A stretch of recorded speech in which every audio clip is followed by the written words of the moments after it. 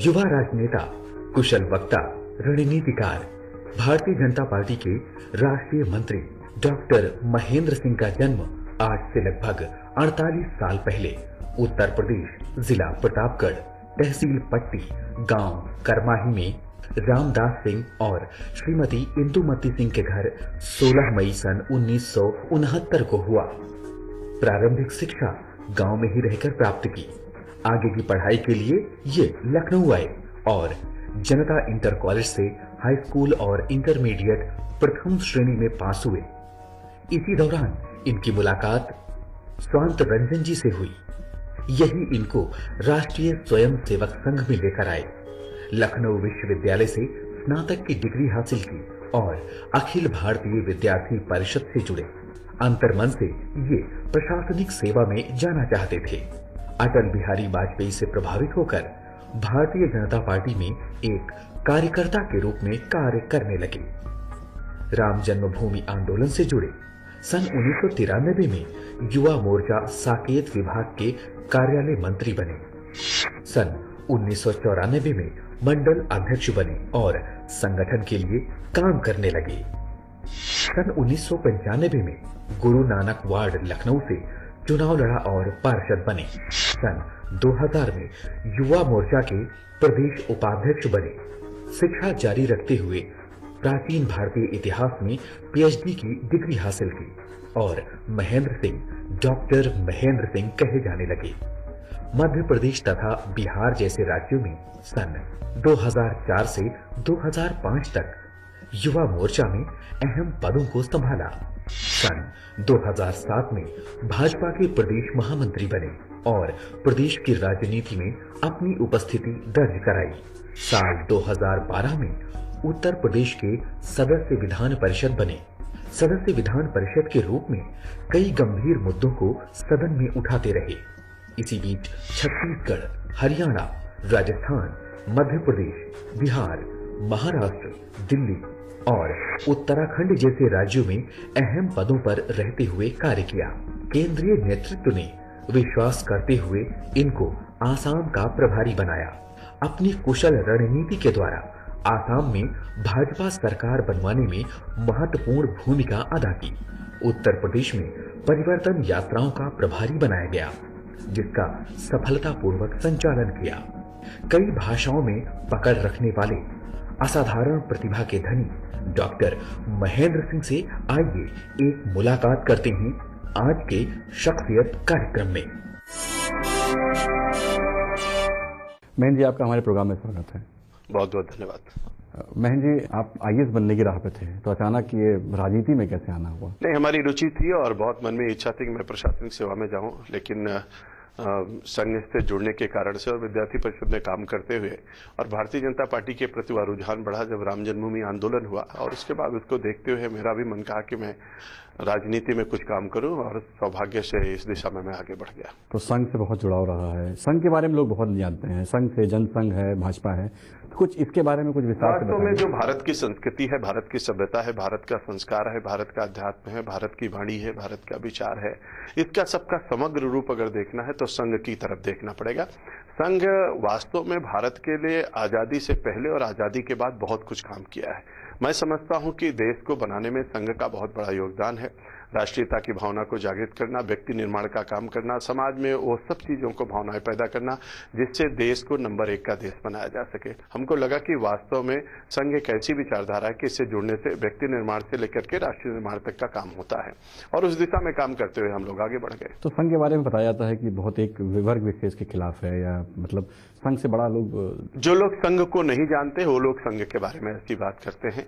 संघ किसी के खिलाफ नहीं है, संघ सबके साथ है, और संघ केवल उसका एक ही है, राष्ट्रवाद, और उसको ध्यान में रख करके संघ काम करता है। संघ व्यक्ति निर्माण करता है। संघ कभी भी किसी के नफरत की बात नहीं करता है। मैं जहां तक एक स्वयंसेवक होने के नाते मैं भी संघ का प्रशिक्षित कार्यकर्ता हूं, मुझको गर्व है कि मैं संघ में रहा हूं, इसलिए संघ कभी ऐसा कुछ भी नहीं करता है। लेकिन जिनको ऐसा लगता है वो अनावश्यक रूप से संघ के ऊपर आरोप लगाते हैं, बल्कि संघ बहुत ही पवित्र संस्था है। कुछ लोग कहते हैं कि अगर आप भाजपाई हैं तभी राष्ट्रवादी हैं, तो ये राष्ट्रवाद और भाजपा को कैसे आप मिलाते हैं? नहीं, मुझको लगता है ऐसा कुछ नहीं है कि भाजपाई है तभी राष्ट्रवादी है, लेकिन ये बात सच है कि भारतीय जनता पार्टी राष्ट्र को सर्वोपर रखती है और इसीलिए उन्होंने कहा कि व्यक्ति से बड़ा है हमारी पार्टी और पार्टी से बड़ा है हमारा राष्ट्र सर्वोपरि है। तो हमारे हर कार्यकर्ता के मन में ये बात रहती है, इसलिए हम कोई भी बात शुरू करते हैं तो राष्ट्र से शुरू करते हैं और राष्ट्र हमारे एजेंडे में सर्वोपरि है। इसलिए जितनी भी बातें भारतीय जनता पार्टी की होती है उसमें उस तरीके का जो हमारी पंचनिष्ठाएं हैं, हमारा कार्य वैशिष्ट है और भारतीय जनता पार्टी के संविधान में जो संविधान के निर्माताओं ने जो बात कही या पंडित दीनदयाल उपाध्याय का जो एकात्मानुवाद दर्शन रहा, वो सब चीजें कहीं ना कहीं राष्ट्रवाद से ओतप्रोत थी और इसलिए ऐसा प्रतीत होता है कि भारतीय जनता पार्टी का हर कार्यकर्ता राष्ट्रवादी है और भारतीय जनता पार्टी के हर कार्यकर्ता के मूल में यह है कि भारत माता की जय होनी चाहिए। अब राजनीति की बात करें, दिल्ली चुनाव के हार के बाद और बिहार के हार के बाद असम एक बहुत महत्वपूर्ण प्रदेश था और आपको प्रभारी बनाया गया। मोदी जी ने और अमित शाह ने आप पे विश्वास किया, तो कितना बड़ा चुनौतीपूर्ण था और कितना? मुझको लगता है कि मैं बहुत सौभाग्यशाली रहा और मैं राष्ट्रीय अध्यक्ष जी के प्रति अपनी कृतज्ञता ज्ञापित करना चाहूंगा। अमित भाई शाह ने हमारे जैसे एक छोटे कार्यकर्ता के ऊपर बहुत भरोसा किया और उन्होंने आसाम जैसे एक चुनौतीपूर्ण राज्य को हमको काम करने के लिए दिया और लगातार कार्यकर्ताओं के बीच में रह करके उनको उत्साह पैदा करता रहा, नीचे तक संगठन को मजबूत किया और उसी बीच में नरेंद्र भाई मोदी की विभिन्न सभाओं के माध्यम से, उनकी योजनाओं के माध्यम से, उनके कार्य प्रणाली जो केंद्र सरकार की उपलब्धियां थी उनके सबको लेकर के जब हम लोग जनता के बीच में गए तो लोगों को भरोसा हो गया और सबको ये लगा कि अगर यहां पर भी भारतीय जनता पार्टी की सरकार हो जाए तो मेरा असम भी नंबर 1 का राज्य बन सकता है। हम लोगों ने सबसे यही कहा कि अगर गुजरात नंबर 1 हो सकता है, छत्तीसगढ़ हो सकता है, राजस्थान हो सकता है, झारखंड हो सकता है, तो मेरा आसाम क्यों नहीं हो सकता है। और आसाम में सब कुछ था, पानी बहुत है, वन संपदा बहुत है, कोयला बहुत है, सब कुछ आसाम के पास है, गैस है और चाय बागान इतने सारे हैं। दुनिया के लोग आसाम को देखना चाहते हैं, लेकिन मेरा आसाम सबसे पिछड़ा हुआ है। और उस बात को लेकर के जब हम लोग जनता के बीच में गए और जिस तरीके से जंगल राज कांग्रेस के लोगों ने कायम करके रखा था और बांग्लादेशी घुसपैठिए जारी थे, आतंकी गतिविधियां पूरे आसाम के अंदर चल रही थी, उन सब चीजों से लोग बहुत त्रस्त थे और उनको भरोसा हो गया कि नहीं, बीजेपी की सरकार बन सकती है। या विश्वास पैदा करने का काम हम लोगों ने किया और नरेंद्र भाई मोदी की उपलब्धियां और नरेंद्र भाई मोदी का वहां जाना और नरेंद्र भाई मोदी का यह कहना कि मेरा केवल 3 ही एजेंडे हैं, नंबर 1 विकास, नंबर 2 चतुर्दिक विकास और नंबर 3 तेज गति से विकास। जब इस बात की बात उन्होंने कही और उन्होंने कहा कि जैसे हमने गुजरात को नंबर 1 का राज्य बनाया वैसे आसाम को नंबर 1 का राज्य बनाएंगे, तो वहां की जनता ने मोदी जी पर पूरा भरोसा किया और भरोसा करने के बाद लोगों में एक उत्साह आया, एक वातावरण तैयार हुआ और उसी की परिणति थी कि हमने पूर्ण बहुमत से वहां पर अपनी सरकार बनाई। भाषा कभी रुकावट नहीं बनी? भाषा पहुंचने के बाद ऐसा लगता था, हमको भी कभी कभी लगा था, लेकिन बहुत जल्दी मैंने भाषा को समझना शुरू कर दिया। मुश्किल से 2-2.5 महीने में मैं असमिया समझने लगा, धीरे धीरे कुछ बोलने भी लगा और आगे चल करके हमको ऐसा नहीं लगा कि हमारे लिए भाषा कोई रुकावट है। जबकि आसाम में कई भाषाएं बोली जाती हैं, बोडो लोग अलग भाषा बोलते हैं, असमिया बोलते हैं, बंगाली बंगला बोलते हैं, राबा बोलते हैं, तिवा करवी नेपाली सब लोग संथाली बोलते हैं। अलग अलग भाषाएं हैं, लेकिन उन सब के बीच में रहते रहते मैं सबसे रूबरू हो गया और जब अपनी भाषा में बोलते थे मैं उसको अच्छे से समझता था, उनकी बातों का मैं जवाब देता था और सब लोग यह मानने लगे थे। अभी भी लोग ये कहते हैं कि महेंद्र सिंह बाहर के नहीं है बल्कि आसाम के हैं। भाषा बताते हैं आपको बहुत ज्यादा जानकारी, कितनी भाषा की जानकारी? नहीं, ऐसा भाषा की बहुत जानकारी नहीं है। विभिन्न राज्यों में काम करते हुए जब हम लोग जाते हैं, महाराष्ट्र में काम करने के लिए गए तो मराठी सीख लिया, बंगाल में गए तो बंगाली सीख लिया, आसाम में गए तो असमिया सीख लिया, हिंदी संस्कृत हम लोग शुरू से पढ़ते रहे, संस्कृत की अच्छी हमारी रुचि थी इसलिए संस्कृत जानते हैं। अंग्रेजी भाषा आज की एक मूल भाषा उससे बन गई है तो उसमें से कुछ ना कुछ हम लोग जानते हैं। ऐसी कुछ भाषाएं हम लोग जानते हैं, बाकी और कोई भाषा के बारे में विशेष वो नहीं है। महेंद्र जी से हमारी चर्चा जारी रहेगी, मिलते हैं एक छोटे से ब्रेक के बाद। आसाम तो जिता लाया आप और उत्तर प्रदेश में आपको बड़ी जिम्मेदारियां दी गई हैं, कई महत्वपूर्ण जिम्मेदारियां आपके पास हैं, तो कैसे लगता है उत्तर प्रदेश के चुनाव को आप कैसे देखते हैं? हमको लगता है कि जब से भारतीय जनता पार्टी बनी है और ये जो चुनाव होने जा रहा है, अब की बार हम लोग अब तक के इतिहास में सबसे ज्यादा सीटें भारतीय जनता पार्टी अब की बार के चुनाव में जीतेगी। पहली बार जो गांव-गांव से घर घर से आवाज आ रही है मोदी जी का, और भारतीय जनता पार्टी के प्रति रुझान लोगों को बढ़ा है। क्योंकि जब राजस्थान लोग देखते हैं, छत्तीसगढ़ देखते हैं, झारखंड देखते हैं, तो उनको लगता है कि वहां बिजली जाती नहीं, और जब उत्तर प्रदेश देखते हैं तो यहां बिजली आती नहीं। लॉ एंड ऑर्डर स्थिति बहुत खराब है। लोगों ने टिप्पणी किया कि उत्तर प्रदेश की स्थिति इराक और इराक से भी बदतर हो गई है, और इन सब परिस्थितियों में पूरा उत्तर प्रदेश जंगल राज में तब्दील हो गया है। आए दिन दहाड़े महिलाओं के साथ बलात्कार होता है, हाईवे पर लोगों को गाड़ी से उतार लिया जाता है और रिपोर्ट नहीं लिखी जाती है। अखिलेश तो कहते हैं कि हमने बहुत काम किया, मेट्रो बनाया, हाईवे बनाया, गाँव का बिजली दे रहे हैं। नहीं, अखिलेश ने विज्ञापनों में बहुत काम किया है, पैसा बहुत खर्च किया है उन्होंने। स्वाभाविक रूप से अगर अखिलेश का विकास देखना है तो आपको टेलीविजन पर देखना पड़ेगा, होर्डिंगों में देखना पड़ेगा, या अखिलेश के भाषणों में देखना पड़ेगा, लेकिन जमीन पे कुछ भी नहीं। एक भी रोड उत्तर प्रदेश की ऐसी नहीं है जो चलने लायक हो। जितना पैसा केंद्र सरकार ने दिया उसकी उपलब्धि अखिलेश गिनाते हैं। जैसे मेट्रो का मैक्सिमम धन केंद्र सरकार का है और भारत सरकार ने पैसा दिया उसको वो गिनाते हैं। लेकिन भारत सरकार के अलावा उन्होंने केवल एक उपलब्धि वो बता सकते हैं, उसमें भी करोड़ों का घोटाला जिसमें हुआ है, वो आगरा एक्सप्रेस वे जो उन्होंने बनाया, अभी तक तैयार नहीं हुआ, तैयार होने से पहले उन्होंने उद्घाटन उसका किया है। इसके अलावा उनके कोई भी उपलब्धि उत्तर प्रदेश के लिए नहीं है। उत्तर प्रदेश की उपलब्धि पिछले 5 सालों की अगर आप देखेंगे तो 145 बड़े दंगे हो गए उत्तर प्रदेश में। जिस दिन से अखिलेश कुर्सी पर बैठे, दंगों का प्रदेश पूरा घोषित हो गया। लॉ एंड ऑर्डर की स्थिति खराब हो गई। गाजियाबाद से लेकर गाजीपुर और बांदा से लेकर बहराइच पूरा उत्तर प्रदेश असुरक्षित हो गया। लोगों के मन में यह शंका पैदा होने लगी कि हम जिस प्रांत में रहते हैं वहां सुरक्षित है कि नहीं। लोग पलायन करने लगे। उन्होंने जितने वादे किए थे सब उन्होंने एक भी वादा पूरा नहीं किया। 299 नई योजनाएं उन्होंने पहली बार घोषित किया था, बाद में उन्होंने 219 योजनाएं घोषित किया, एक भी योजना उनकी पूरी नहीं हुई। लैपटॉप वो दे नहीं पाए, टैबलेट वो दे नहीं पाए। उन्होंने कहा था साड़ी और कंबल गांव में देंगे, वो दे नहीं पाए। जितनी भी योजना थी सब आधी अधूरी रह गई। कोई योजना अखिलेश की पूरी नहीं हो पाई। अखिलेश आज ये नहीं बता सकते कि उनकी 10-5 योजनाएं भी कोई पूरी हुई हो। और इसलिए अखिलेश सरकार पूरी तरीके से फैल रही, लॉ एंड ऑर्डर में फैल रही, विकास के मामले में फैल रही। हाँ, कुछ मामलों में नंबर 1 पर रही। हाईकोर्ट के आदेश पर सीबीआई की जांच शुरू हो गई। भ्रष्टाचार, खनन माफिया पूरी तरीके से हावी रहे। उत्तर प्रदेश भ्रष्टाचार में नंबर 1 पर चला गया, दंगे में नंबर 1 पर चला गया, बलात्कार में नंबर 1 पर चला गया, हत्या, लूट, डकैती और अपहरण में नंबर 1 पर चला गया। जनता पूरी तरीके से त्रस्त है, निजात चाहती है। सबके मन में भरोसा और विश्वास है कि निश्चित रूप से भारतीय जनता पार्टी आएगी और वो सब चीजों को ठीक करेगी। समाजवादी पार्टी में आपस में घमासान मचा हुआ है, पिता पुत्र झगड़ा चल रहा है। देखने वाली बात होगी कि अलग अलग लड़ेंगे कि एक साथ लड़ेंगे, ये भी कोई नहीं कह सकता। तो कैसे लेते हैं इस चीज को? हमको लगता है कि निश्चित रूप से इनके कुनबे में ये जो झगड़ा चला है इसमें धन के बंटवारे को लेकर के, भ्रष्टाचार का जो आय हुई है उसको बांटने में इन लोगों के आपस में झगड़े बने हुए हैं। दूसरा, इनके अंदर सामंजस्य जो सत्ता के और जिस तरीके से इन्होंने अभी रुख अपनाया है, पिता और पुत्र के अंदर जिस तरीके के भाव और व्यवहार दिखाई पड़ रहे हैं, भारत की संस्कृति में ऐसा कभी भी ठीक लोग नहीं मानते हैं। मैं उनके पारिवारिक झगड़ों में नहीं जाना चाहता हूं, लेकिन जनता का ध्यान बटाने के लिए ये सारे झगड़े क्रिएट किए जा रहे हैं, बनाए जा रहे हैं। बार बार लोगों के मन में आया है, दुनिया के देशों से सलाह लेकर के वो ऐसी बातें कर रहे हैं। सबके मन में यह है कि कुछ कर नहीं पाए अखिलेश पूरी तरीके से फेल रहे। अखिलेश की पर्सनालिटी को कैसे बनाया जाए। पिछले 4.5 साल तक मुख्यमंत्री कौन है उत्तर प्रदेश में पता नहीं चल पाया। कोई कहता था 5 मुख्यमंत्री हैं, कोई कहता था 4.5 मुख्यमंत्री हैं। कौन मुख्यमंत्री है यही नहीं पता चल पाया। लास्ट में आते आते इन्होंने कहा कि ये तो पता चले कि मुख्यमंत्री कौन है। इसके लिए ये पूरा ड्रामा एक तरीके से बनाया गया, रचा गया। ये इनके घर का आपस का बनाया हुआ ड्रामा है, खेल है, इसके सिवा कुछ नहीं है। और जनता भी इस चीज को जान रही है और सारे पॉलिटिकल लोग भी इस बात को जान रहे हैं। और इससे प्रतीत होता है कि इससे भ्रम में कोई आने वाला नहीं है। सबको भरोसा और विश्वास हो गया है और इस सरकार ने उत्तर प्रदेश को तबाह कर दिया है, तबाही के कगार पर पहुंचा दिया है। हर मामले में मेरा उत्तर प्रदेश पीछे चला गया है। अब उत्तर प्रदेश को सबके, पूरी जनता की आशा और निगाह लगी है कि नरेंद्र भाई मोदी और भारतीय जनता पार्टी की सरकार ही इसको बचा सकती है। सुनने में आ रहा है कि एक गठबंधन बन रहा है, कांग्रेस, समाजवादी पार्टी, अखिलेश और आपसे राष्ट्रीय लोकदल।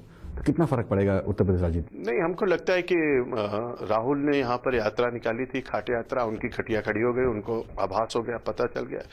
कांग्रेस पूरी तरीके से समापन की ओर है। लोकसभा में 2 सीटें जीत पाए थे। जहां तक लोकदल की बात है, सबको पता है कि वो कैसी सौदेबाजी करते हैं। जब चुनाव आता है तो सौदे के लिए अपना काम बनाने के लिए वो आगे बढ़ते हैं, लेकिन अब उनको कोई वोट नहीं मिलने वाला। ये तीनों लोग मिलकर के भी लड़ने वाले हैं। तो जनता सब समझ गई कि गठबंधन किस कारण से हो रहा है। फिर से लूट और भ्रष्टाचार, हत्या, लूट, डकैती, अपहरण में लिप्त होने के लिए गठबंधन बन रहा है।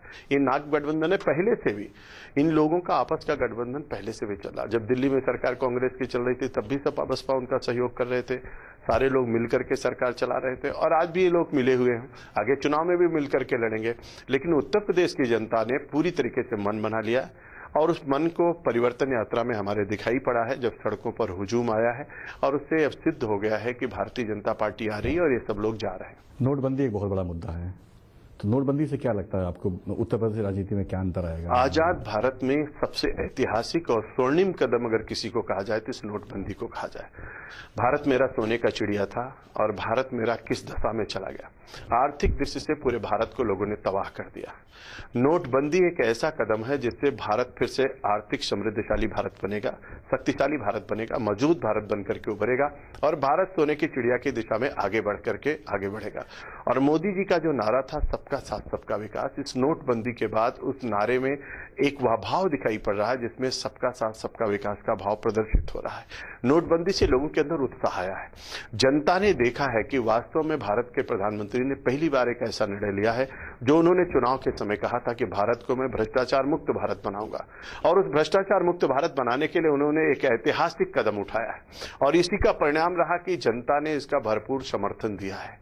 मैं इसको मुद्दे के रूप में नहीं देखना चाहता हूं, न मैं इसको मुद्दे के रूप में कहीं लेकर के जाने वाला हूं, लेकिन जनता के बीच में यह भाव पैदा हो गया है कि वास्तव में अब भारत मेरा भ्रष्टाचार मुक्त भारत बनेगा, सबको समान अवसर प्राप्त होगा और जिसको जो चाहिए वो सबको मिलेगा और भारत फिर से शक्तिशाली भारत और समृद्धशाली भारत रूप के उभरेगा। बहन जी, आप उत्तर प्रदेश में परिवर्तन यात्रा के प्रभारी रहे हैं और पूरे प्रदेश में घूमे होंगे, तो कैसा माहौल लगा आपको, क्या लगा? नहीं, मुझको लगता है कि आजादी से लेकर के अभी तक पहली बार किसी पॉलिटिकल पार्टी ने 4 यात्राएं एक साथ शुरू की और इस यात्रा की सबसे खास बात अनुराग जी ये रही कि इस यात्रा में किसी नेता के नाम पे यात्रा नहीं चल रही थी, कार्यकर्ताओं की यात्रा थी। 192 दिन की यात्रा थी। चारों यात्राएं जब हमारी प्रारंभ हुई तो लोगों को लगता था कि ये कैसे चलेगा, लेकिन उन यात्राओं में इतना अभूतपूर्व जन समर्थन प्राप्त हुआ। मैं तो चारों यात्राओं में जाने का सौभाग्य मिला। मैं यात्रा का संयोजन कर रहा था और उसमें बीच बीच में प्रधानमंत्री की सभा, राष्ट्रीय अध्यक्ष जी की सभा, गृह मंत्री की सभा, नितिन भाई की सभा, ऐसे बहुत सारे लोगों की सभाएं होती रही।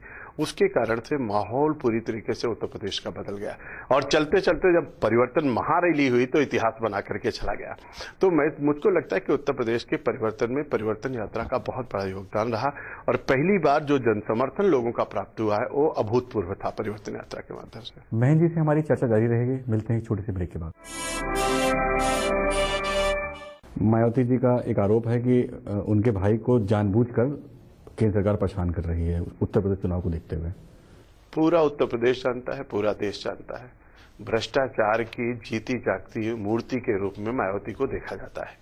वो कई रूप में वो चंदा लेती हैं, चाहे जन्मदिन के रूप में लें, चाहे अन्य रूप में लें, चाहे टिकट के रूप में लें, बहुत सारे तरीके से वो धन उगाही करती हैं और उसके कारण से उन्होंने उसका रूप भी प्रदर्शित किया। जब नोटों की माला पहन करके अम्बेडकर मैदान में खड़ी हुई तो पूरा भारत इसको देख रहा था। एक पॉलिटिकल पार्टी का मुखिया नोटों की माला पहन करके प्रदर्शन करे, इससे यह प्रतीत होता है कि उसको नोट के सिवा कुछ भी प्यारा नहीं है और इससे उन्होंने केवल अगर काम किया है तो नोट के लिए काम किया, पैसे के लिए काम किया।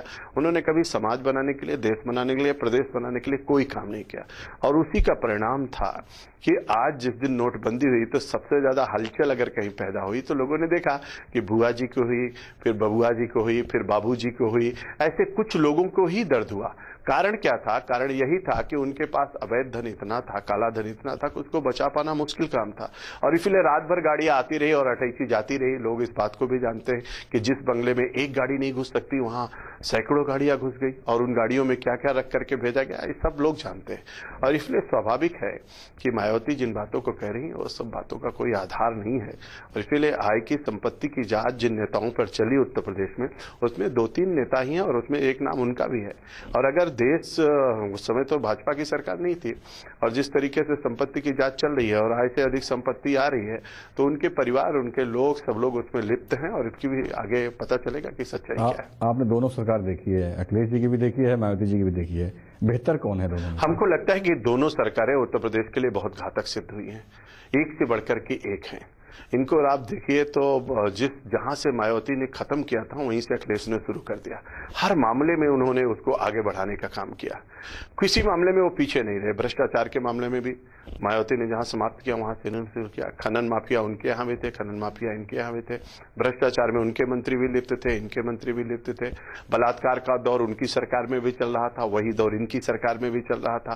पूरी तरीके से दोनों सरकारें एक ही थाली के चट्टे बट्टे हैं।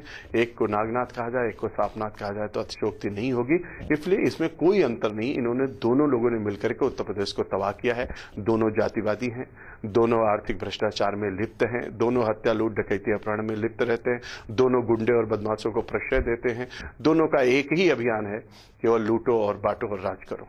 राहुल गांधी को कैसे लेते हैं आप? राहुल गांधी बड़ा आरोप लगाया उन्होंने इधर। इंदिरा गांधी ने एक बार कहा था कि अगर आपको किसी उत्तर भारत की राजनीति या किसी नेता के बारे में जानना है तो विदेश के पेपर पढ़िए तो आपको अच्छी जानकारी मिलेगी। तो वाशिंगटन पोस्ट ने राहुल के बारे में लिखा था। मैं कुछ कह नहीं सकता, उनको तो वहां के लोगों ने दिवालिया घोषित कर दिया। तो भारत की जनता भी इस बात को जानती है, सबके मन में आता है, इसलिए सीरियसली कोई नहीं लेता है और उनकी बात को लेकर के लोग हंसी उड़ाते हैं। आज भी जब वो बोलते हैं तो उनको कोई सीरियस नहीं लेता है। इसी कारण से भारत की राजनीति में राहुल का कोई मूल्य नहीं बचा है, कहीं पर कोई स्थान नहीं बचा है। उनकी कही हुई बात को लोग हंसते हैं, कोई सीरियस नहीं लेता है, न उनका दल लेता है न बाकी लोग लेते हैं, सब असहज स्थिति में चले जाते हैं। इसलिए राहुल की कोई प्रासंगिकता हमको नहीं लगती है कि भारत की राजनीति में है। भाजपा का कोई मुद्दा होगा? राम जन्मभूमि नहीं, भारतीय जनता पार्टी के बहुत मुद्दे हैं।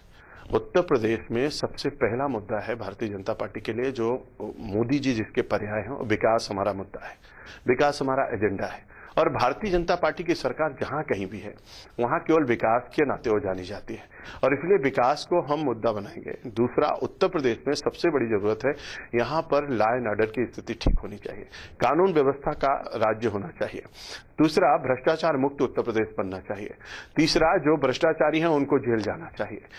तो हम सबके लिए गांव-गांव में बिजली पहुंचनी चाहिए, नहरों में पानी आना चाहिए, किसानों को खाद बीज मिलनी चाहिए, हर किसान को उनके फसल बीमा योजना के तहत उनको जरूरत पड़ने पर उनको आर्थिक सहायता प्राप्त हो सके। इसलिए हम सब लोग उसको मुद्दा बना करके जनता के बीच में जाने वाले हैं और विकास हमारा जो नरेंद्र भाई मोदी का नारा है कि हम विकास करेंगे, तेज गति से विकास करेंगे और चतुर्दिक विकास करेंगे, उसको आगे बढ़ाएंगे। और नौजवानों को जिनको रोजगार मिलना चाहिए, पैसा देकर के रोजगार न प्राप्त हो, छलावा न किया जाए। आयोग जिस तरीके से भ्रष्टाचार किया है और हाईकोर्ट के आदेश से आयोग के अध्यक्ष को हटाना पड़ा है, मैं समझता हूं कि उत्तर प्रदेश के लिए इससे बड़ा दुर्भाग्य कुछ नहीं हो सकता है। इन सारे मुद्दों को, नौजवानों के मुद्दों को लेकर के, किसानों के मुद्दे को लेकर के, बाकी सभी मुद्दों को लेकर के हम जनता के बीच में जाएंगे और उनका समर्थन भारतीय जनता पार्टी को प्राप्त होगा। आपकी लड़ाई किससे है? मुझको लगता है कि बीजेपी बहुत आगे निकल चुकी है। परिवर्तन यात्रा के बाद और लखनऊ की महारैली के बाद, परिवर्तन महारैली के बाद भारतीय जनता पार्टी बहुत आगे निकल चुकी है। ये सारे दल अब बहुत पीछे हैं और मुझको ये प्रतीत होता है कहीं ऐसा न हो, जिसकी संभावना ज्यादा दिखाई पड़ रही कि जैसे लोकसभा के चुनाव के बाद नेता प्रतिपक्ष वहां नहीं बन पाया है, वैसे उत्तर प्रदेश में कहीं ना हो कि यहां भी नेता प्रतिपक्ष बनने की स्थिति ना बने। इस दशा में भारतीय जनता पार्टी आगे जा चुकी है। ये चुनाव भी लगता है कि मोदी जी के फेस पे लड़ा जाएगा, कोई मुख्यमंत्री चेहरा तो दिया नहीं। देखिए, भारतीय जनता पार्टी के मोदी जी प्रधानमंत्री के साथ साथ हम सबके नेता भी हैं और हम लोगों का सौभाग्य का विषय है कि दुनिया के सर्वमान्य नेता है। स्वाभाविक रूप से मोदी जी का नाम लेते ही हर कोई रोमांचित होता है, सबको खुशी होती है। और मोदी जी ने जो काम किया है उत्तर प्रदेश के लिए भी और देश के लिए भी, वो अतुलनीय है, उसकी तुलना नहीं की जा सकती है। जो काम यहाँ की सरकारें आज तक 50 सालों में नहीं कर पाई, वो मोदी जी ने कर दिया। तो स्वाभाविक रूप से उज्ज्वला योजना को लेकर के हम जनता के बीच में जाएंगे। एम्स का उन्होंने गोरखपुर में उद्घाटन किया, उसको लेकर के जाएंगे। फर्टिलाइजर का उन्होंने उद्घाटन किया, उसको लेकर के जाएंगे। हम लोगों ने चाहे मेक इन इंडिया हो, चाहे मेड इन इंडिया हो, चाहे हमारा डिजिटल इंडिया हो, चाहे हमारे स्किल इंडिया हो, चाहे मुद्रा बैंक योजना हो, चाहे हमारा फसल बीमा योजना हो और चाहे हमारी प्रधानमंत्री जनधन योजना हो, इन सब योजनाओं के तहत हम लोग लेकर के जाएंगे। और जब इन योजनाओं को जनता के बीच में लेकर के जाएंगे तो स्वाभाविक रूप से मोदी जी के बिना तो नहीं जा सकते हैं। तो भारत में हमारी सरकार है तो उन उपलब्धियों को भी जनता के बीच में हम बताएंगे। जहां इन सरकार की नाकामियां रहेंगी वहीं सरकार की उपलब्धियां भी रहेंगी। तो स्वाभाविक रूप से भारतीय जनता पार्टी इन सब चीजों को लेकर के जनता के बीच में जाएगी। सुनने में आ रहा है एक सर्वे कराएगी भारतीय जनता पार्टी मुख्यमंत्री को लेके ही, कौन सबसे फेमस है, किसको बनाया जाए, कैसा लगता है बाद में मुख्यमंत्री या पहले मुख्यमंत्री, क्या तय किया है कुछ आप लोग? देखिए, ये तो बहुत बड़ा रणनीति का विषय है, पार्लियामेंट्री बोर्ड का विषय है, राष्ट्रीय अध्यक्ष जी का विषय है। इस पर तय करेंगे कि वो पहले करना है कि बाद में करना है। हमने बहुत सारे चुनाव लड़े जिसमें मुख्यमंत्री का चेहरा नहीं था। हरियाणा में मुख्यमंत्री नहीं घोषित थे, झारखंड में मुख्यमंत्री नहीं घोषित थे, महाराष्ट्र में मुख्यमंत्री नहीं घोषित थे, और हमारी सरकार बन गई। तो ये रणनीति का पार्ट है कि किस राज्य में क्या, किस रणनीति से, किस स्ट्रेटजी से हम लोग चुनाव लड़ेंगे, उसको सफलता प्राप्त करेंगे। तो पार्लियामेंट्री बोर्ड तय करता है, वो चाहे पहले तय करेगा या बाद में तय करेगा, उनका निर्णय है। एक आखिरी सवाल, जो भी आपके कार्यकर्ता हैं वो बहुत उत्सुकता से सवाल को सुनेंगे आपके, कि आपका टिकट घोषणा कब होगा? हमेशा आप अंतिम समय पर टिकट देते हैं। ये स्वाभाविक रूप से अगर भारत में एकमात्र पार्टी का नाम लिया जाए तो भारतीय जनता पार्टी है, जो लोकतांत्रिक प्रक्रिया के तहत काम करती है। और हमारे यहाँ आंतरिक और बाह्य रूप से पूरी तरीके से मजबूत लोकतंत्र है। उसके तहत हम नीचे से ऊपर तक हर कार्यकर्ता से विचार विमर्श करते हुए अपने टिकटों का निर्धारण करते हैं। और हम ऐसा नहीं करते हैं कि रोज टिकट घोषित करें और रोज बदलें जैसे अब की पॉलिटिकल पार्टियां करती हैं। हमारे यहाँ घोषणा के बाद कभी टिकट नहीं बदला जाता है। और बहुत जल्दी आपको पता चलेगा कि हमारी सूची आने वाली है और 15 या 16 तारीख को सूची आपके बीच में होगी। तो ये थे डॉक्टर महेंद्र सिंह जी, जिन्होंने बड़ी बेबाकी से अपनी बात रखी। मिलते हैं अगले प्रोग्राम में किसी और शख्सियत के साथ।